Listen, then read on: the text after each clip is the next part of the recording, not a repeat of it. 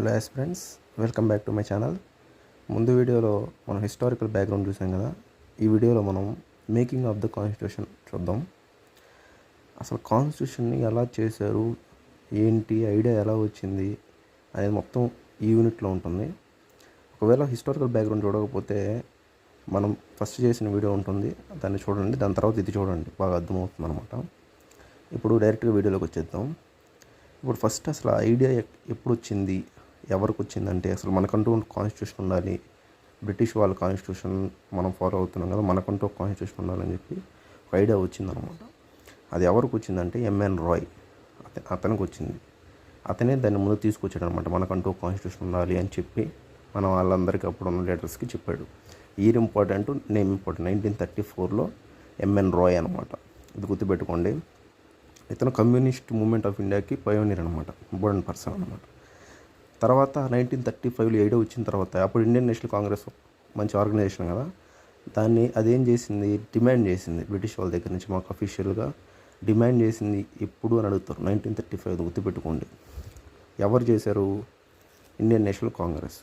తర్వాత 1938లో జవహర్లాల్ నెహ్రూ ఏం చేశాడంటే, constitution of free India must be framed without out side interference. అంటే మన కాన్స్టిట్యూషన్ మనమే తయారు చేసుకోవాలి, బయట వాళ్ళకి సంబంధం లేకుండా అని చెప్పి. అది కూడా ఏంటి, అడల్ట్ ఫ్రాంచైజ్. అంటే ఏంటంటే ఓటు వేసేది 18 years తర్వాత దాటిన వాళ్ళే. అది ఫస్ట్ టైం ఇండియానే తీసుకొచ్చింది అనమాట ఇది. కానీ అప్పుడు అడల్ట్ ఫ్రాంచైజ్ ఎలాగంటే ఓటు వేయొచ్చు, కానీ కొన్ని అంటూ ఉంటాయి అన్నమాట వాళ్ళకి. అంటే నేను ఒక ముందు వీడియో చెప్పాను కదా, ప్రాపర్టీ, ఎడ్యుకేషన్, ట్యాక్స్ ఇవన్నీ చేసుకుంటూ వచ్చారు. ఫస్ట్ ఒరిజినల్ కాన్స్టిట్యూషన్ అప్పుడైతే లేదు, 18 years అని, 21 years ఉండింది అప్పుడు. అది అడల్ట్ ఫ్రాంచైజ్. తర్వాత 61st amendment ద్వారా 18 years చేశారనమాట. ఇది కూడా ఇంపార్టెంట్. ఈ అడల్ట్ ఫ్రాంచైజ్ అంటే 21 years అప్పుడు. తర్వాత ఏం చేశారు, ఈ డిమాండ్ని పెట్టాడు ఇండియన్ నేషనల్ కాంగ్రెస్. బ్రిటిష్ వాళ్ళ ముందు పెట్టింది, మాకంటూ ఒక కాన్స్టిట్యూషన్ ఉండాలి, అది కూడా బయట వాళ్ళతో సంబంధం లేకుండా మేమే తయారు చేసుకుంటాం మా ఇండియా తగ్గట్టు అని. తర్వాత ఏం చేసింది, ఈ డిమాండ్ని బ్రిటిష్ వాళ్ళు ఎప్పుడు యాక్సెప్ట్ చేసి అడుగుతారు. ఇది కూడా ఇంపార్టెంట్. ఆగస్ట్ ఆఫర్ అనమాట, 1940. ఇది 1938లో జరిగింది. ఆగస్ట్ 40లో ఈ డిమాండ్ని యాక్సెప్ట్ చేశారు, గుర్తుపెట్టుకోండి. తర్వాత ఏం చేశారు, 1942లో క్రిప్స్ మిషన్ అని చెప్పేసి ఇండియాకు వచ్చిందనమాట. ఇండియాకు వచ్చి వాళ్ళు అంటూ కొన్ని ప్రపోజల్స్ ఉంటాయి అన్నమాట, క్రిప్స్ మిషన్. అది మనకి హిస్టరీలో వస్తుంది, అది నేను హిస్టరీ చెప్పినప్పుడు చెప్తాను అనమాట. వాళ్ళు ఏం చేశారు, World War II తర్వాత దీన్ని మనం తీసుకొస్తారు, ముందే చెప్పారు వాళ్ళు కాన్స్టిట్యూషన్ని. తర్వాత ఈ క్రిప్స్ ప్రపోజల్స్ ఇచ్చాయి కదా కొన్ని, అది ఏం చేస్తే ముస్లిం లీగ్కి మనకి ఇండియన్ నేషనల్ కాంగ్రెస్కి ఇప్పుడు విభేదాలు ఉంటాయి. ఎందుకంటే వాళ్ళు ఫ్రీ పాకిస్తాన్ కావాలని చెప్పి, మనమేమో అందరు కలిసి ఉండాలని చెప్పి వాళ్ళు ఏం చేశారు, ఈ క్రిప్స్ ప్రపోజల్ని రిజెక్ట్ చేశారనమాట. ఏంది, రెండుగా విడిపోకూడదు అనేది వాళ్ళు అనుకోవడం, మనం విడిపోవాలని వాళ్ళు అనుకోవడం, మనం విడిపోకూడదని మనం అనుకోవడం. తర్వాత ఫైనల్గా క్యాబినెట్ మిషన్ని పంపించారు ఇండియాకి. అది 1942లో క్యాబినెట్ మిషన్ వస్తుంది అనమాట. అప్పుడు ఈ 2 కాన్స్టిట్యూషన్ అసెంబ్లీని రిజెక్ట్ చేస్తుంది. అంటే అంటే ఇండియా పాకిస్తాన్ 2 కాన్స్టిట్యూషన్ అసెంబ్లీ, మనకంటూ ఇండియా ఒక కాన్స్టిట్యూషన్, అట్లా కాకుండా ఒకటే కాన్స్టిట్యూషన్ అసెంబ్లీ అని చెప్పేసి అనుకుంటారు అనమాట. అది రిజెక్ట్ చేస్తుంది, 2 కాన్స్టిట్యూషన్ అసెంబ్లీని రిజెక్ట్ చేస్తుంది. అప్పుడు ఇదని అసలు ఏంది ఇదంతా అంటే బ్యాక్గ్రౌండ్ అనమాట, గుర్తున్నారు మనకి. ఎప్పుడు స్టార్ట్ చేశారు, ఏంది, బ్రిటిష్ వాళ్ళు ఎప్పుడు ఈ డిమాండ్ని యాక్సెప్ట్ చేశారు, ఆగస్ట్ ఆఫర్ ఎప్పుడు వచ్చింది, క్రిప్స్ మిషన్ ఎప్పుడు వచ్చింది, వాళ్ళు ఏం చెప్పారు, ఇదంతా ఇది బేసిక్స్. ఇవి కన్ఫామ్ గుర్తున్నారు అనమాట, ఎగ్జామ్లో అడుగుతారు ఇది కూడా. తర్వాత కాంపోజిషన్. ఇప్పుడు ఎవరైనా సరే, ఇప్పుడు లోక్సభలో ఉండే మెంబర్స్ ఎంతమంది, రాజ్యసభలో ఉండే మెంబర్స్, అట్లా కాన్స్టిట్యూషన్ కూడా ఏంటంటే ఎంత మెంబర్స్ కాంపోజిషన్ ఉండాలి ఏంటి అనేది కాంపోజిషన్ ఇంపార్టెంట్ అనమాట. ఈ కాన్స్టిట్యూషన్ అసెంబ్లీని నవంబర్ 1946లో క్యాబినెట్ మిషన్ ప్లాన్ ద్వారా తీసుకొచ్చారని కాన్స్టిట్యూషన్ చేశారు. దాంట్లో ఏంటి అనేది చూసుకోండి. ఈ టోటల్ స్ట్రెంత్ ఎంత అంటే 389 members అప్పుడు. దాంట్లో ఈ 296 వాళ్ళు బ్రిటిష్ వాళ్ళు, 93 వాళ్ళు వచ్చి ప్రిన్స్లీ స్టేట్స్ అనమాట. ఇది ఇంపార్టెంట్, నెంబర్స్ ఇంపార్టెంట్. 389లో 296, 93 2 డివైడ్ అయ్యాయి అనమాట.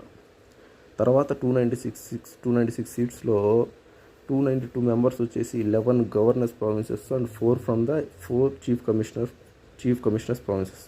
ఈ 296లో కూడా 292 వచ్చేసి అప్పుడు 11 గవర్నర్ ప్రావిన్స్. అంటే ప్రావిన్స్ ఇప్పుడు మద్రాస్, బాంబే, అట్లా బెంగాల్, ఇవన్నీ విడివిడిగా ఉంటాయి కదా, అలాగా వాళ్ళ నుంచి 292 members తీసుకున్నారు. తర్వాత 4 చీఫ్ కమిషనర్స్ నుంచి తీసుకున్నారు అనమాట. అది ఇంపార్టెంట్, గుర్తుపెట్టుకోండి. తర్వాత each prince and province and princely state were to be allocated seats in proportion to the respective population. అంటే ఇప్పుడు ఫర్ ఎగ్జాంపుల్ ఇది ఎలా అంటే, ఇప్పుడు ఒక ఎమ్మెల్యే ఉన్నాడు. ఒక ఎమ్మెల్యేని ఎలా మనం తీసుకుంటాం, ఆ యొక్క స్టేట్లో ఆ యొక్క డిస్టిక్లో ఎంతమంది పాపులేషన్ ఉన్నారో డివైడ్ చేసి దానికి తగ్గట్టు ఒక ఎమ్మెల్యే సీట్ ఇంతమంది పాపులేషన్కి ఒకరు రఫ్ క్యాలిక్యులేట్ చేస్తాం కదా మనం. అప్పుడు కూడా అంతే, ఇప్పుడు ఇంత మెంబర్స్ తీసుకుంటున్నామంటే ఎంతమందికి అనేది చూడాలి కదా. అది కూడా ఏంటంటే ఈచ్ ప్రావిన్స్ ప్రిన్సిపల్ స్టేట్ నుంచి పాపులేషన్ తగ్గట్టు వాళ్ళు తీసుకున్నారనమాట. రఫ్గా ఒక్క సీట్ వచ్చేసి మిలియన్ పాపులేషన్, 1 మిలియన్ పాపులేషన్ అంటే 10 lakhsకి ఒక సీట్ అని చెప్పేసి అప్పుడు అనుకున్నారన్నమాట వాళ్ళు. ఎందుకంటే అప్పుడు చాలామంది పాపులేషన్ అందరు కలిసి ఉన్నారు కదా, అందువల్ల. తర్వాత seats allocated to each British province to be divided among the 3 Muslim communities, Muslims 6 general. అప్పుడు జనరల్ అంటే వీళ్ళు కాకుండా 2 ముస్లిం 6 కాకుండా జనరల్ మిగతా వాళ్ళు. ఇది ఇంపార్టెంట్ గుర్తుపెట్టుకోండి. ఎట్లా తీసుకున్నారంటే second point, each province and principal states to allocated seats in proportion to the respect రఫ్లీ 1 seat 1 million పాపులేషన్ అడుగుతారు. 1 seat ఎంతమంది అని అడుగుతారు క్వశ్చన్. అప్పుడు మనం కన్ఫ్యూజ్ అవ్వకూడదు. 1 seat 1 million పాపులేషన్ అంటే 10 lakhs పాపులేషన్కి ఒక సీట్ అని గుర్తుపెట్టుకోండి. తర్వాత ఈ 4th పాయింట్ వచ్చేసి the representatives of each community elected members of community in the provincial legislative assembly by means of single transferable vote. Single transferable vote అనేది మనం ఇప్పుడు కూడా కొన్ని వాడుతున్నాం అనమాట. సింగిల్ ట్రాన్స్ఫర్ ఓటు అనేది అప్పుడు తీసుకున్నది అనమాట మనం. ఇప్పుడు చూడండి, the representatives of the princely states wear to be nominated by the heads of the princely states అనమాట. నామినేటెడ్ అది పాయింట్, ఎలక్టెడా నామినేటెడ్ అని కన్ఫ్యూజ్ చేస్తారు. అందువల్ల ఏంటంటే ప్రిన్స్లీ స్టేట్స్ రిప్రజెంటేటివ్స్ని నామినేట్ చేస్తారు అనమాట. అప్పుడు అది గుర్తుపెట్టిన ఎలక్టెడ్ కాదు. అందుకని ఈ 5th పాయింట్ ఇంపార్టెంట్. తర్వాత చూడండి, ఇది చాలా చాలా ఇంపార్టెంట్. చాలాసార్లు కూడా ఈ క్లియర్గా కాన్స్టిట్యూషన్ అసెంబ్లీ అనేది partly elected partly nominated body. అంటే ఏంది, ఫుల్లీ ఎలక్టెడ్ కాదు. ఇప్పుడు ఎమ్మెల్యే అంటే మనం పోయి ఓటేస్తాం, ఎలక్టెడ్. ప్రెసిడెంట్ కొంతమంది నామినేట్ చేస్తాడు. ఇది ఏంటంటే అట్లా జరగలేదు, 2 విధాలుగా, కొన్ని ఎలక్టెడ్ కొన్ని నామినేటెడ్ విధాలుగా జరిగింది. వాడు క్వశ్చన్ డైరెక్ట్గా ఎలక్టెడ్ అని ఇస్తే రాంగ్, డైరెక్ట్గా నామినేటెడ్ చేస్తే wrong. Partly elected partly nominated constitution assembly అనేది గుర్తుపెట్టుకుని చాలా ఇంపార్టెంట్ ఇది. More over the members to be indirectly elected by the members of who themselves will limited on adult franchise. ఇది బేసిక్స్, ఇంపార్టెంట్. తర్వాత మనం main దాంట్లోకి వచ్చేద్దాం. ఇప్పుడు చూడండి, ఎలక్షన్లు జరిగాయి. ఇప్పుడు ఇదంతా ఎలక్షన్ 389 సీట్స్ జరగదు, 396 సీట్స్ జరగాలి కదా, దానికి జరిగాయి. 296 సీట్స్లో 208 సీట్స్ ఐఎన్సీ గెలిచింది. ముస్లిం లీగ్ వచ్చి 73 సీట్స్ గెలిచింది. మిగతా 15 సీట్స్ వచ్చేసి ఇండిపెండెంట్ మెంబర్స్ వాళ్ళు గెలిచారనమాట. కానీ 93 సీట్స్ అనేవి ఫిల్ కాలే. ఎందుకంటే వాళ్ళకి ఈ కాన్స్టిట్యూషన్ అసెంబ్లీ నుంచి వాళ్ళకి నచ్చల, వాళ్ళు కొంచెం బయట ఉన్నారు. ఆ 93 మెంబర్స్ నేను చెప్పాను కదా, చూడండి 296 93 అని చెప్పేసి బ్రిటిష్ వాళ్ళు ప్రిన్స్లీ స్టేట్స్ అని. 93 ఏమో సైడ్ ఉన్నారనమాట. 296లో ఐఎన్సీ గెలిచింది, ఎన్ని 208 గెలిచింది, 73 ముస్లిం లీగ్ గెలిచింది అనమాట. తర్వాత ఇది కూడా అడుగుతారు, ఎన్ని గెలిచిందని కూడా అడగచ్చు, మనం చెప్పలేము, అది గుర్తుపెట్టుకోండి. తర్వాత కాన్స్టిట్యూషన్ అసెంబ్లీ అనేది not directly elected by the people of India on the base adult franchise. దీంట్లో ఏంటంటే అన్ని సెక్షన్స్ వాళ్ళు ఓట్లు అవన్నీ ఉంటాయి కదా, అందువల్ల ఏంటంటే అంత పీపుల్ ద్వారా డైరెక్ట్గా ఎలక్టెడ్ కాలేదు, అందరూ ఓటు వేయలేదు కదా, అందరికీ అప్పుడు ఓటు హక్కులేదు, అందరూ ఓటు వేయలేదు కాబట్టి. అంటే అప్పుడు వచ్చేసి దాని తగ్గట్టు అప్పుడు జరిగాయి. ఇప్పుడు పరిస్థితులు బట్టి ఇప్పుడు మనం కూడా అన్ని ఓటు ఇవ్వాలి, 18 years వాళ్ళే ఓటు వేయాలి, అట్లా లిమిట్స్ ఉంటాయి కదా, అప్పుడు తగ్గట్టు దాని తగ్గాయి. కానీ అందరూ ప్రతి ఒక్కరూ వేయలేదని వాళ్ళ ఉద్దేశం, ఆర్డర్ ఫ్రాంచైజ్ అంటే ప్రతి ఒక్కరని. కానీ దీంట్లో ఇంపార్టెంట్ మనం గుర్తుపెట్టుకోవాల్సింది ఏంటంటే ఈ అసెంబ్లీలో మహాత్మా గాంధీ అనే అతను లేడు. ఇది అడుగుతారు, కాన్స్టిట్యూషన్ అసెంబ్లీలో మహాత్మా గాంధీ ఉన్నాడా లేదో అని అడుగుతాడు, లేడు మహాత్మా గాంధీ అయితే. అది ఇంపార్టెంట్ పాయింట్. తర్వాత వర్కింగ్, ఇప్పుడు చూసాం ఎంతమంది, ఏంది కాంపోజిషన్, ఏంది, ఎవరు ఎన్ని సీట్లు గెలిచారు, ఏంది ప్రాసెస్ అని చూసాం. తర్వాత వర్కింగ్ ఎలా చేశారు అనేది ఇంపార్టెంట్. ఇక కాన్స్టిట్యూషన్ అసెంబ్లీ ఫస్ట్ అయిపోయింది, ఎలక్షన్లన్నీ అయిపోయిన తర్వాత ఫస్ట్ మీటింగ్ పెట్టుకుంటారు కదా వాళ్ళు, అది 1946 December 9 పెట్టుకున్నారనమాట. ముస్లిం లీగ్ ఏం చేసింది, బాయ్కాట్ చేసింది మీటింగ్ని, ఎందుకంటే వాళ్ళు విడిపోవాలని వాళ్ళ బాధ. తర్వాత ఏమైంది, the meeting was attend by only 211 members. అన్ని సీట్లలో 211 మెంబర్సే అటెండ్ అయ్యారు. దానికి ఎవరు అధ్యక్షుడు అంటే సచ్చిదానంద సిన్హా అనేది గుర్తుపెట్టుకోండి, ఎందుకంటే ఇతను టెంపరీ ప్రెసిడెంట్. ఇది ఎందువల్ల ఇది తీసుకున్నంటే ఫ్రెంచ్ ప్రాక్టీస్లో గట్టే తీసుకున్నారు కాబట్టి దాన్ని తీసుకుని అడగొచ్చు, ఎవరు ఇది మన ఎట్లా తీసుకున్నాం, అతను ఉండాలి అని చెప్పేసి ఫ్రెంచ్ నుంచి తీసుకున్నాం అనమాట టెంపరీ ప్రెసిడెంట్గా. తర్వాత రాజేంద్ర ప్రసాద్ వచ్చేసి అయ్యాడు అనమాట ప్రెసిడెంట్గా. తర్వాత వైస్ ప్రెసిడెంట్లు ఎవరు కూడా అడుగుతారు, హెచ్సి ముఖర్జీ, విటి కృష్ణమాచారి. ఇదేంటి ఫస్ట్ మీటింగ్ జరిగినప్పుడు. తర్వాత ఈ సెషన్ మామూలుగా ఒక వైస్ ప్రెసిడెంటే ఉంటారు కదా, కానీ ఈ ఫస్ట్ సెషన్ 2 వైస్ ప్రెసిడెంట్లు అనమాట. ప్రెసిడెంట్ ఏమో రాజేంద్ర ప్రసాద్, వైస్ ప్రెసిడెంట్ ఏమో హెచ్సి ముఖర్జీ, విటి కృష్ణమాచారి గుర్తుపెట్టుకున్నారు అనమాట. కానీ అవ్వగానే పర్మనెంట్గా కాకుండా టెంపరీగా ఎవరు అంటే సత్యనారాయణ సిన్హా, అది గుర్తుపెట్టుకుంది. ఇది కాన్స్టిట్యూషన్ అసెంబ్లీ గురించి. ఇప్పుడు ఆబ్జెక్టివ్ రెజల్యూషన్ అని ఉంటుంది, చాలా ఇంపార్టెంట్. డేటు, ఇయర్, ఎవరు. December 13, 1946లో జవహర్లాల్ నెహ్రూ ఈ ఆబ్జెక్టివ్ రెజల్యూషన్ తీసుకొచ్చాడు. దీంట్లో ఏంటి అని అడగవచ్చు.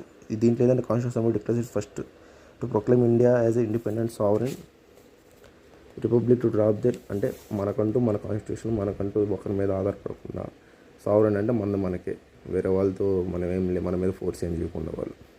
తర్వాత ఇవన్నీ అంత ఇంపార్టెంట్ ఏం కాదనమాట, కానీ ఒకసారి చదువుకోండి. ఇవి అడగరు, వేరే టెరిటరీస్ దట్ నువ్వు కాంప్రమైజ్ బ్రిటిష్ ఇండియన్, ఇవన్నీ అడగరు, చూసుకోండి అనమాట. కానీ ఒకసారి చదువుకోండి రీడర్ అడడానికి, అంత ఇంపార్టెంట్ అయితే కాదు. ఇంపార్టెంట్ ఏంటంటే December 13, 1946 Jawaharlal Nehru object resolution తీసుకొచ్చారనమాట. తర్వాత ఏమవుద్ది, అవి తీసుకొచ్చి అంతా చేసిన తర్వాత చూడండి, this resolution was unanimously adopted by the assembly on January 22, 1947. దీన్ని బట్టి ఎలా ఉండాలి ఏంటి అనేది బేసిక్స్ అనేది కాన్స్టిట్యూషన్ అర్థం అవడానికి ఆబ్జెక్ట్ రెజల్యూషన్ అనమాట. దాన్ని అందరూ అనానిమస్ అంటే ప్రతి ఒక్కరూ దాన్ని ఒప్పుకున్నారు అని. తర్వాత ఏం చేస్తారు, ఇండిపెండెన్స్ యాక్ట్ వస్తుంది 1947లో. దాని తర్వాత ఇండిపెండెన్స్ యాక్ట్ 1947లో వచ్చిన తర్వాత దాంట్లో ఏం చేంజెస్ చేశారంటే 3 చేంజెస్ చేశారు. ఇంపార్టెంట్ చేంజెస్ అడుగుతారు ఎగ్జామ్లో. ఆ చేంజెస్ ఏంటంటే అసెంబ్లీ అనేది ఫుల్లీ సావరెన్ బాడీ. అంటే సావరెన్ అంటే ఏంటంటే మెయిన్ మనం గుర్తుపెట్టుకోవాల్సింది ఏంటంటే అవుట్ సైడ్ కంట్రీ మన మీద ఇంటర్ఫరెన్స్ ఉండదు. ఇప్పుడు బ్రిటిష్ వాళ్ళు మన దాంట్లో వచ్చి ఇది చేయండి చెప్పడానికి ఏం లేదు, అట్లా మన మీద ఏమీ ఫోర్స్ ఏమి ఉండదు. సావరెన్ అంటే మనకంటూ మనం అనేది సావరెన్. ఈ అసెంబ్లీ అనేది మనకంటూ మనం ఫుల్లీ సావరెన్ బాడీ, అంటే మనకే బ్రిటిష్ వాళ్ళు చెప్పేది వాళ్ళు చెప్పిన యాడ్ చేసి అంత ఏమి ఉండదు అనమాట. తర్వాత మనకి ఇష్టం వచ్చినట్టు మన కాన్స్టిట్యూషన్ రాసుకోవచ్చు, మార్చుకోవచ్చు, అంత మన ఇష్టం. తర్వాత ఏంటి, the assembly also become legislative body. అంటే ఏంటి, కాన్స్టిట్యూషనల్ బాడీ, లెజిస్లేటివ్ బాడీ అంటే ఏంటి, ఇప్పుడు చట్టాలు చేస్తుంది, దాన్ని అమలు పరచాలి కదా. లెజిస్లేటివ్ బాడీ అంటే ఆ లాస్ని మేక్ చేయడం కానీ ఇవన్నీ చేయడం కానీ లెజిస్లేటివ్ బాడీ అంటారు. ఎగ్జిక్యూటివ్ బాడీ అంటే ఏంటంటే చేసిన చట్టాలని అమలుపరిచేది ఎగ్జిక్యూటివ్ బాడీ. జ్యుడిషియరీ అంటే ఏంటి, ఏమన్నా తప్పులు ఏమన్నా ఉన్నా కానీ లేకపోతే ఎవరైనా ఇబ్బంది జరిగినా కానీ జ్యుడిషియరీ అప్రోచ్ అవ్వడానికి జ్యుడిషియరీ బాడీ అనమాట. అంటే ఆ లాస్ని ఇంటర్ప్రిట్ చేస్తుంది. ఈ 3 ఇంపార్టెంట్, అందుకే వీటిని బేసిక్స్ అంటారు. ఈ బేసిక్స్ ఆఫ్ ఇండియన్ కాన్స్టిట్యూషన్ ఏంటంటే ఈ 3, ఈ పార్లమెంటు, ఇదంటే ఏంది లెజిస్లేచరు, ఎగ్జిక్యూటివ్, జ్యుడిషియరీ అనమాట. 3 పిల్లర్స్ లాంటివి. అట్లా ఈ అసెంబ్లీ ఏంది లెజిస్లేటివ్ బాడీ కూడా అయింది, అంటే లాస్ తయారు రాసే బాడీ కూడా అయింది. ఇక్కడ ఇంపార్టెంట్ ఏంటంటే ప్రెసిడెంట్స్ ఎవరిని అడుగుతారు, కాన్స్టిట్యూషన్ బాడీకి రాజేంద్ర ప్రసాద్, లెజిస్లేటివ్ బాడీకి మౌలాంకరు. ఇది ఇంపార్టెంట్, ఆ 2 గుర్తుపెట్టుకోండి. అంటే ఇద్దరు అన్నమాట దీనికి. తర్వాత ఏంటి, ఈ చేంజెస్ జరిగాయి. ముస్లిం లీగ్ మెంబర్స్ ఏం చేశారు, ఈ కాన్స్టిట్యూషన్ అసెంబ్లీ నుంచి విత్డ్రా అయిపోయారు అన్నమాట వాళ్ళు. ఆ 3 చేంజ్లు జరిగాయి. తర్వాత ఈ 5 పాయింట్స్ చాలా ఇంపార్టెంట్ ఎగ్జామ్కి. చూడండి, ఏ డేట్, ఇప్పుడు నేషనల్ ఫ్లాగ్ ఎప్పుడు వచ్చింది అడతారు, ఎప్పుడు మనం అడాప్ట్ చేసుకుంటాం, July 22, 1947. ఈ డేట్ పక్కకు గుర్తుపెట్టేసుకోవాలి. January 24, 1950 2 వస్తాయి, నేషనల్ యాంథము, నేషనల్ సాంగ్ 1950లో. నెక్స్ట్ 49లో రాటిఫైడ్ ఇండియాస్ మెంబర్షిప్ ఆఫ్ కామన్వెల్త్లో రాటిఫైడ్ చేసుకున్నాం 1949. ఈ గుర్తుపెట్టుకోండి, డేట్స్ ఇంపార్టెంట్, ఎగ్జామ్లో అడుగుతారు. తర్వాత ఏంటి, కాన్స్టిట్యూషన్ అసెంబ్లీ మొత్తం తయారు చేయడానికి ఇన్ని జరిగింది. ఇదంతా మనం 11 sessions over 2 years, 11 months, 18 days అంటే కన్ఫ్యూజ్ అవుతాం మనం. సింపుల్ ఏంటంటే 3 yearsకి 12 days తక్కువ, ట్రిక్ అనమాట. 3 years అని ఫిక్స్ అయిపోండి, 12 days తక్కువ. అంటే ఏంటి, 2 years, 11 months, 18 days అనమాట. తర్వాత ఈ కాన్స్టిట్యూషన్ ఎట్లా అంటే 60 కంట్రీస్ నుంచి తీసుకున్నారు, 60 దేశాలు తీసుకొని వాళ్ళకి ఏంటి, వాళ్ళు ఎలా రాసుకున్నారు చూసుకొని దాని తగ్గట్టు మన ఇండియాకి ఎలా ఫిట్ అవ్వద్దో చేశారనమాట. అంత కష్టపడ్డారు ఈ కాన్స్టిట్యూషన్ తయారు చేయడానికి. 114 రోజులు ఈ డ్రాఫ్ట్ కాన్స్టిట్యూషన్ తయారు చేశారు, 64 లక్షలు ఖర్చు అయింది అనమాట. తర్వాత ఏం చేశారు, January 24, 1950 constitution assembly final session జరిగింది. తర్వాత it however did not continue with the provision of parliament January 29 till the formation of new parliament first generation వరకు జరిగింది అనమాట. తర్వాత చూడండి, ఇది కొంచెం ఇంపార్టెంట్, బాగా గుర్తుపెట్టుకోండి. ఎవరెవరు ఏంటి, ఇప్పుడు మనకు కూడా హోమ్ మినిస్టర్ ఎవరు, ఫైనాన్స్ మినిస్టర్ ఎవరు, అలా కూడా అప్పుడు ఏంటంటే కమిటీస్కి మెంబర్స్ ఉంటారు. అది వాళ్ళు అడుగుతారు ఎవరు దేనికని. Union powers committee, union constitutional committee, states committee, ఈ మూడింటికి జవహర్లాల్ నెహ్రూ. యూనియన్ కనిపించగానే జవహర్లాల్ నెహ్రూ అని గుర్తుపెట్టుకోండి. ఎగ్జామ్కి ఎలా మనం ఎగ్జామ్ ఎలా క్రాక్ చేయాలి అంతే పక్కాగా ఏ బోర్డ్స్ అన్నీ స్మార్ట్గా చదవాలన్నమాట. యూనియన్ కనిపిస్తే జవహర్లాల్ నెహ్రూ. చూడండి, ప్రొవిన్షియల్ అని కనిపిస్తుంటే సర్దార్ పటేల్లో పీ ఉంది కదా, పీపీ మ్యాచ్ అయిపోయింది అంతే, ఇంకేం ఆలోచించాలి. Drafting committee doctor BR Ambedkar అయిపోయిందా. Rules of procedure RR Rajendra Prasad అంతే. తర్వాత స్టీరింగ్ కమిటీ కూడా రాజేంద్ర ప్రసాద్ది. తర్వాత అడ్వైజరీ కమిటీలో ఫండమెంటల్ రైట్స్ వచ్చి కృపలాని అని గుర్తుపెట్టుకోండి. మైనారిటీస్ ఎంఎం ముఖర్జీ. ఇంకంతే. మేజర్ కమిటీస్ అడుగుతారు ఎగ్జామ్స్లో ఎక్కువ, మైనర్ కమిటీస్ తక్కువ అడుగుతారు. మేజర్ కమిటీస్ మీద ఎక్కువ ఫోకస్ చేయండి. తర్వాత మైనర్ కమిటీస్ వచ్చేసి చూడండి, జస్ట్ చూడండి అంతే, అదంతా మనం అడగరు ఎగ్జామ్లో. మేజర్ కమిటీస్ ఒకటి అడుగుతారు. ఇది నెక్స్ట్ డ్రాఫ్టింగ్ కమిటీ, ఇది ఇంపార్టెంట్. డ్రాఫ్టింగ్ కమిటీ ఎప్పుడు మెంబర్స్ ఎవరు అని అడుగుతారు.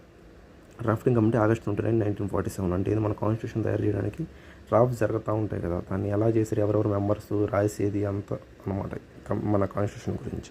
దాంట్లో అంబేద్కర్ చైర్మన్. తర్వాత అయ్యంగారు, అయ్యా అని రెండు వస్తుంది, అయ్యంగారు అయ్యరు, ఇది గుర్తుపెట్టుకోండి. ఈ రెండు కనిపించండి ఉన్నారు వాళ్ళ మెంబర్స్. అంటే ఏంటి ఇచ్చేసి ఆప్షన్స్లో ఎవరు మెంబర్స్ కాదు అంటారు, అప్పుడు కన్ఫ్యూజ్ అవ్వకూడదు మనం. తర్వాత కేఎం మున్షి, సాదుల్లా, మాధవరావు, కృష్ణమాచారి, వీళ్ళంతా మెంబర్స్. వీళ్ళంతా ఈ డ్రాఫ్టింగ్ కమిటీలో ఈ కాన్స్టిట్యూషన్ని రాశారనమాట. ఎన్ని కమిటీస్ ఎన్ని చూసుకొని వాళ్ళంటూ రాసుకొని కొత్త రాజ్యాంగాన్ని అంతా రాశారనమాట వీళ్ళు. తర్వాత వీళ్ళంతా రాసిన తర్వాత, ఇప్పుడు అంతా రాసిన తర్వాత ఏం చేయాలి, దానికి తీసుకురావాలి కదా, దాన్ని అందరు ప్రజలకు తీసుకురావాలి, అంతా మాట్లాడుకొని అంతా ఓకే అంటే ఇంక దాన్ని అమలు చేస్తారనమాట. అట్లాగా వీళ్ళు ఏంటంటే రాసిన తర్వాత ఫస్ట్ అంతా రాశారు, అన్నీ రాసిన తర్వాత దాంట్లో కొంతమందికి ఇష్టం ఉంటాయి, కొంతమందికి ఇష్టం ఉండవు, కొన్ని సూట్ అవుతాయి, సూట్ కావు. ఇప్పుడు వాళ్ళ ఐడియాస్ తగ్గట్టు వాళ్ళు రాశారు. ఇప్పుడు దీని మీద డిస్కషన్ జరగాలి కదా, డిస్కషన్ జరిగితేనే ఎక్కడ ప్రాబ్లం ఉంది, ఏం మార్చుకోవాలని తెలుస్తాయి కదా. అట్లా ఫస్ట్ ఏం జరిగిందంటే 5 అసెంబ్లీలో November 4, 1948 ఫస్ట్ రీడింగ్ జరగద్దు అనమాట. దాని గురించి చదువుతారు, చదివి వాళ్ళు చెప్తారు ఇట్లా రాసామంటే వాళ్ళు ఏంటంటే ఇది ఓకే అంటారు, లేదా ప్రాబ్లం అంటే ఇక్కడ మార్చుకోవాలన్నట్టు మార్చుకోవడానికి ఇదంతా. తర్వాత సెకండ్ రీడింగ్ జరగద్ది, థర్డ్ రీడింగ్ జరగద్ది. అంతా జరిగిన తర్వాత మొత్తానికైతే November 26, 1949లో దీన్ని అడాప్ట్ తీసుకుంటారు. తర్వాత దీంట్లో ఏంటి 395 ఆర్టికల్స్, 8 షెడ్యూల్స్ ఉంటాయి, 22 పార్ట్స్ ఉంటాయి అప్పుడు తీసుకున్న దాంట్లో. కానీ ఇప్పుడు ప్రజెంట్ ఉన్న దాంట్లో అయితే 25 పార్ట్స్, 480 ఆర్టికల్స్ దాటిపోయింది. తర్వాత 12 షెడ్యూల్స్ అయిపోయాయి అనమాట. ఎందుకంటే రాజ్యాంగం మారుతూ ఉంటుంది, పరిస్థితులు అనుకూలంగా తగ్గట్టు మనం మార్చుకుంటూ ఉంటాం అనమాట. అదే రాజ్యాంగ సవరణ జరిగేది మనకి 100 దాటిపోయి 108, 109 దాకా వచ్చేసి రాజ్యాంగ సవరణలో. మన ఉమెన్ రిజర్వేషన్ బిల్లు కూడా జరిగింది కదా, 1/3 వాళ్ళు ఉమెనే ఉండాలి లోక్సభలో కానీ వీటిల్లో అని చెప్పేసి తీసుకొస్తారు అనమాట. అట్లా రాజ్యాంగ సవరణ జరుగుతూ ఉంటాయి, అనుకూలంగా మార్చుకుంటూ ఉంటారు అనమాట. ఈడబ్ల్యూఎస్ కానీ, ఓబీసీ కానీ, జిఎస్టీ కానీ ఇట్లా వస్తూ మార్చుకుంటూ ఉంటారు. తర్వాత ఇదంతా తీసుకొచ్చారా, ఇది ఇంపార్టెంట్. కాన్స్టిట్యూషన్ అసెంబ్లీ ఎప్పుడు November 26, 1949 ఇది తీసుకొచ్చి ప్రియంబుల్ అన్నీ ఉన్నాయి. తర్వాత January 26, 1950లో ఎన్ఫోర్స్ చేశారు. అడాప్ట్ ఎప్పుడు అని అడిగితే ఇది గుర్తుపెట్టుకోండి, ఓట్స్ ఇంపార్టెంట్. అడాప్ట్ ఎప్పుడు చేశారు 26, 1949 November. ఎన్ఫోర్స్ ఎప్పుడు చేశారు June 26, 1950. చూడండి, June 26, 1950. ఈ రెండు డేట్ చాలా ఇంపార్టెంట్. ఈ డేట్ ఎందుకు ఫిక్స్ చేశారంటే అది ఆ రోజు పూర్ణ స్వరాజు లాహోర్ సెషన్లో మనం వాడు తీసుకున్నాం కాబట్టి ఆ డేటే రిపబ్లిక్ డే మనం జరుపుకుంటాం కాబట్టి January 26, 1950. రిపబ్లిక్ డే ఎందుకు జరుపుకుంటారంటే ఈ కాన్స్టిట్యూషన్ ఆ రోజుది మనం ఎన్ఫోర్స్ చేసుకున్నాం కాబట్టి. అది చాలామంది తెలియకపోయింది, గుర్తుపెట్టుకోండి. అట్లా మన కాన్స్టిట్యూషన్ మొత్తానికి తీసుకున్నాం. తర్వాత ఏంటంటే ఎక్స్పర్ట్స్ కమిటీ అంతా అనవసరం. క్రిటిసిజం ఏంటి అంటే ఏంటి, కాన్స్టిట్యూషన్ అంతా రాశారు. ఇప్పుడు క్రిటిసిజం అంటే ఏం లే, అప్పుడు జరిగిందని కొంతమంది ఏమన్నారు దీన్ని, వాళ్ళ ఒపీనియన్స్ ఏం క్రిటిసైజ్ చేస్తారు, ఏం నచ్చలేదు వాళ్ళకంటే. ఇది రిప్రజెంటేటివ్ బాడీ కాదు, సావరెన్ బాడీ కాదు, వేరే వాళ్ళు తీసుకుంది, మనం చెప్పింది మనం చేసాం, బ్రిటిష్ వాళ్ళు దాన్ని టైం కన్జ్యూమింగ్ ఏంటి ఎక్కువ రోజులు తీసుకుందని. తర్వాత కాంగ్రెసే దీన్ని డామినేట్ చేసింది, అంటే మిగతా పార్టీస్ కూడా ఉంటాయి కదా, ఏం లేదు కాంగ్రెసే మొత్తం డామినేట్ చేసిందని, లాయర్ పొలిటీషియన్ డామినేషన్ ఎక్కువ ఉందని. దీన్ని అంటే దాంట్లో రాసిన దాన్ని బట్టి కానీ అది చేసిన దాన్ని బట్టి కానీ అన్నీ వాళ్ళకి అనిపించింది చెప్తారు అనమాట. క్రిటిసిజం అంటే క్రిటిక్స్ చేస్తారు. ఇప్పుడు మోడీ పరిపాలన ఉంది, క్రిటిక్స్ చేస్తారు అట్లా అనమాట. తర్వాత డామినేట్ పోయి హిందీ నచ్చేవాళ్ళు నచ్చిందని చెప్తారు కదా, హిందూసే ఎక్కువ డామినేట్ ఉన్నారని క్రిటిసిజం. ఈ ఎగ్జామ్ మెయిన్స్కి ఇంపార్టెంట్, ప్రిలిమ్స్కి అంత ఏం లేదు, హెడ్డింగ్ వరకు చదివిపోయినా అదే చదువుకోండి. తర్వాత ఈ ఇంపార్టెంట్ ఫ్యాక్ట్స్ ఫ్యాక్ట్స్ ఏంటంటే ఎలిఫెంట్ని సింబల్గా తీసుకున్నాం మనం. అడుగుతారు ఏది సింబల్ తీసుకుంటే ఎలిఫెంట్ని. నెక్స్ట్ బిఎన్ రావు అనే అతను కాన్స్టిట్యూషన్ అడ్వైజర్, హెచ్వి అయ్యంగర్ అనే అతను సెక్రటరీ ఈ కాన్స్టిట్యూషన్ అసెంబ్లీకి, తర్వాత ముఖర్జీ అనే అతను chief draftsmen, next calligrapher Prem Behari Narain Raizada. Next original version ఎవరు చేశారు ఇదంతా అంటే Nandalal Bose, Beohar Rammanohar Sinha. Next calligraph Hindi version ఎవరు చేశారంటే బసంత్ కృష్ణ వైద్య. ఇవి అడుగుతారు ఏదైనా కన్ఫ్యూజ్ చేస్తారు. ఇప్పుడు హెచ్విఆర్ అయ్యంగార్ ఉన్నారు, ఇతను సెక్రటరీ ఆఫ్ కాన్స్టిట్యూషన్ అసెంబ్లీ. వాళ్ళు ఏం చేస్తారు, అతను లీగల్ కాన్స్టిట్యూషనల్ అడ్వైజర్ అంటారు, ఆ రాంగే కదా, మార్చేస్తారు. అట్లా మనం కన్ఫ్యూజ్ చేస్తారు. అందువల్ల గుర్తుపెట్టుకోవాలి. ఎలిఫెంట్ని తీసుకున్న బిఎన్ రావు ఎవరు, అయ్యంగార్కి ఏంటి, ముఖర్జీకి ఏంటి, వాళ్ళ పదవి ఏంటి అని. చీఫ్ డ్రాఫ్ట్స్మెన్ వచ్చి ముఖర్జీ, ముఖ్యమైన అతను అంటే చీఫ్ డ్రాఫ్ట్స్మెన్ అంటే తెలుగుగా గుర్తుగా చదువుకున్నారనమాట, స్మార్ట్గా ఉండాలన్నమాట. అట్లాగా ఈ important facts. Next Hindi text of Indian constitution అంటే ఒరిజినల్ కాన్స్టిట్యూషన్లో అయితే ఏం ప్రొవిజన్స్ లేవు. అంటే క్వశ్చన్లు కొన్ని ఎలా అడుగుతారంటే స్టార్టింగ్ కాన్స్టిట్యూషన్ ఇప్పుడు అంతా చేశారు కదా, ఈ కాన్స్టిట్యూషన్ బట్టి ఉందా అయితే తర్వాత వచ్చిందా, ఒరిజినల్గా అంటే అప్పుడు ఉన్నదాన్ని చేశారా లేదా అని ఇట్లా మళ్ళీ కన్ఫ్యూజ్ చేస్తారు. ఒరిజినల్గా అయితే లేదు హిందీ టెక్స్ట్ గురించి. ఇదే అని కాదు, చాలా వరకు నేను చెప్తాను ఒరిజినల్గా ఉందా లేదా అని అడుగుతారు, మనము తర్వాత వచ్చిందని అడుగుతారు, మనం కన్ఫ్యూజ్ కాదు. ఒరిజినల్గా అయితే హిందీ టెక్స్ట్ గురించి ఏం లేదు. తర్వాత 58th కాన్స్టిట్యూషన్ అమెండ్మెంట్ ద్వారా ఇది తీసుకొచ్చారనమాట. ఒరిజినల్ టెక్స్ట్ హిందీ టెక్స్ట్ ఉండాలి మన కాన్స్టిట్యూషన్లో ఏంది అని చెప్పేసి ఇది తీసుకొచ్చారు. దాని ప్రాసెస్ ఏంటంటే president shall be cost publish and translation of the constitution, అంటే కాన్స్టిట్యూషన్ని హిందీలో కూడా ట్రాన్స్లేట్ చేయాలి. అప్పుడంతా ఇంగ్లీష్ అంతా రాశారు కదా, అట్లా అన్నమాట. అట్లాగా ఈ యొక్క చాప్టర్ అనేది క్లోజ్ అవుతుంది. మీకు చెప్పిన ఇండియన్ ప్రావిన్సెస్ ఎవరు, ప్రిన్స్లీ స్టేట్స్ ఏంటి, ఆ నెంబర్స్ ఇవన్నీ అంత ఇంపార్టెంట్ ఏం కాదు. కాన్స్టిట్యూషన్ అసెంబ్లీ గ్లాన్స్ చూడండి, 11 సెషన్స్ జరిగాయి. 3 years 12 days తక్కువ జరిగాయి కదా. మొత్తం ఏ సెషన్ ఎప్పుడు జరిగిందని అన్నీ ఇంపార్టెంట్ కాదు. తర్వాత ఈ డేట్స్ కొంచెం చెప్పాను కదా. ఎన్ఫోర్స్ అయింది ఎప్పుడు 1950, అడాప్ట్ అయింది ఎప్పుడు November 26, 1949, డ్రాఫ్టింగ్ కమిటీ ఎప్పుడు August 29, 1947, ఆబ్జెక్టివ్ రెజల్యూషన్ December 13, 1946. ఇట్లా ఈ డేట్స్ ఇంపార్టెంట్ ఈ వరకు. నెక్స్ట్ నేషనల్ ఫ్లాగ్ ఇప్పుడు July 22, 1947. National song national anthem ఎప్పుడు జాన్లో 1950. నెక్స్ట్ కామన్వెల్త్ ఎప్పుడు 1949. అట్లా ఫిక్స్ అయిపోవాలి డేట్లు. బిఎన్ రావు ఏంటి, ముఖర్జీ ముఖ్యమైన అతను చీఫ్ బిఎన్ ముఖర్జీ ఏంటి, చీఫ్ డ్రాఫ్ట్స్మెన్. నెక్స్ట్ ఎలిఫెంట్ని సింబల్గా తీసుకున్నాం. నెక్స్ట్ ఏంది ప్రేమ్ బిహార్ నాజాడే ఏంది, కాలిగ్రాఫర్. నెక్స్ట్ బిఎన్ రావు ఏంటి, లీగల్ అడ్వైజర్. చూడండి బిఎన్ రావు ఏంటి, లీగల్ అడ్వైజర్. అయ్యంగార్ ఏంటి, సెక్రటరీ. ఇట్లా మనం 2-3 సార్లు చదువుకున్నామంటే అది ఫిక్స్ అయిపోద్ది అనమాట. ఓకే ఫ్రెండ్స్, మీకు ఈ వీడియో నచ్చినట్లయితే లైక్ చేయండి, షేర్ చేయండి, సబ్స్క్రైబ్ చేయండి. ఏమైనా డౌట్స్ ఉన్నా నాకు కింద కామెంట్ చేయండి. తర్వాత నాకు అర్థమవుతుంది అనమాట నెక్స్ట్ వీడియో చేయడానికి, ఇంట్రెస్ట్గా మీకు ఇంకా బాగా చెప్పడానికి. నేనేంటంటే ఈ సిరీస్ మొత్తం కంప్లీట్ చేసేటప్పుడు అంటే ఈ వీడియోస్ మెయిన్ ఉద్దేశం ఏంటంటే అందరూ చదువుతారు బుక్లు, కానీ ఏది చదవాలి, ఏది వదిలేయాలి, ఏది పర్ఫెక్ట్ చదువుకోవాలి, ఏది ఎగ్జామ్లో అడుగుతారు, ఎలా కన్ఫ్యూజ్ చేస్తారు అనేది నా ఎక్స్పీరియన్స్తో మీకు చెప్తున్నాను అనమాట. దాన్ని బట్టి చదువుకున్నారంటే మీరు ఎగ్జామ్లో ఆ అవగాహనతో వెళ్తారు. ఇప్పుడు ఒక కొండ ఎక్కుతున్నాం అంటే ఆ కొండ గురించి మనం తెలుసుకొని ఎక్కడ ఏముంటాయి ఏంటి, ఎక్కడ ఆగడానికి ఎక్కడైనా ఉందా, లేదా డ్రింకింగ్ ఫెసిలిటీస్ ఏమైనా ఉన్నాయా, వాటర్ తీసుకెళ్ళచ్చు. నెక్స్ట్ అక్కడ క్లైమేట్ ఎలా, వెదర్ ఎలా ఉంటుంది, లేకపోతే అక్కడ ఏమైనా స్నేక్స్ ఏమైనా ఉంటాయో, మెడిసిన్స్ ఏమైనా తీసుకెళ్ళచ్చు. అట్లాగే అన్నీ తెలుసుకొని పోతే ఎగ్జామ్లో ఆ కొండనే మనం ఎక్కుతాం. ఇది కూడా అంతే, అన్ని తెలుసుకొని పోతే ఎలా వస్తాయి క్వశ్చన్స్, ఎక్కడ ట్విస్ట్ చేస్తారు, ఎక్కడ మారుస్తారు అని తెలిస్తే మీరు ఎగ్జామ్లో కూర్చున్నప్పుడు పెట్టగలుగుతారు ఆ క్వశ్చన్ అనేది. ఏం తెలియకుండా పోయి ఉంటే కన్ఫ్యూజ్ అయిపోతాం ఆటోమేటిక్గా. అది నా ఎక్స్పీరియన్స్. మీకు ఏంటంటే ఎలా, ఎక్కడ ఏం క్వశ్చన్ అడుగుతారు, ఎట్లా ఫ్రేమ్ చేస్తారు, ఎక్కడ మనం కన్ఫ్యూజ్ చేస్తారని చెప్తున్నా. అందుకని డీటెయిల్గా విన్నారంటే మీకు క్లారిటీగా అర్థమవుతుంది. ఓకే ఫ్రెండ్స్, నెక్స్ట్ వీడియో కలుద్దాం. Until take care, bye.